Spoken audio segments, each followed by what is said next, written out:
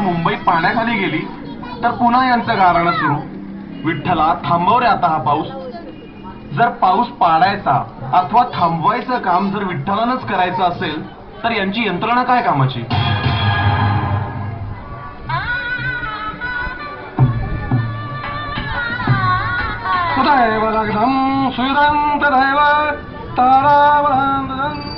आता हेच पहा, यांच्या चिरंजीवांचं लग्न फार थाटात झालं. आता पुढचा विधी जागरण गोंधळ.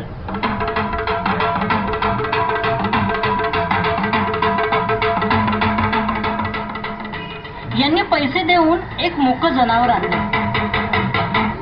आणि घेतला की हो जीव त्याचा, जसं काही स्वतः जंगलात जाऊन वाघ मारून आणलाय. त्यांना विचारलं, काय हो तुमच्या देवाला मांसाहार चालतो का? तर म्हणे, बकरे देवासाठी नसून दैत्यासाठी आहे. जर देवावर तुमची खरी भक्ती असेल तर कशाला पोसायचे हो त्या दैत्याला? देव करेल ना तुमचं रक्षण. आणि हो, मग ते मांस कोण खातं?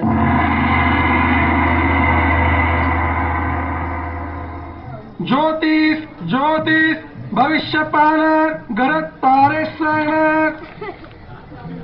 हे आमचे ज्योतिषी. आमची एखादी वस्तू चोरीला गेली किंवा हरवली तर आम्ही लगेच यांना विचारतो. मग ते आम्हाला सांगतात की तुमची वस्तू अमुक अमुक एका दिशेला तमुक तमुक दिवशी सापडेल, पण त्याच्यासाठी आलाना फलाना मंत्रांचा जप करावा लागेल.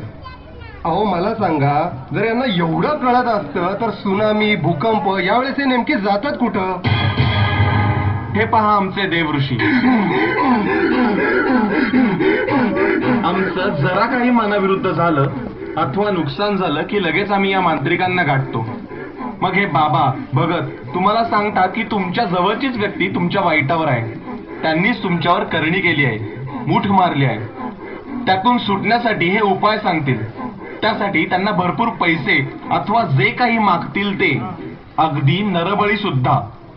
यांची मागणी पूर्ण झाली की मग हे बाबा तुमचं कल्याण करणार आणि जे तुमचे वैरी आहेत त्यांचा नायनाट करणार.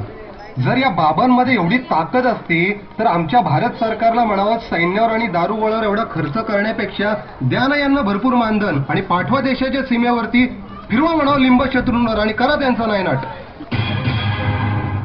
अहो एवढं सांगितलं समजावलं तरी पहिले पाढे 55.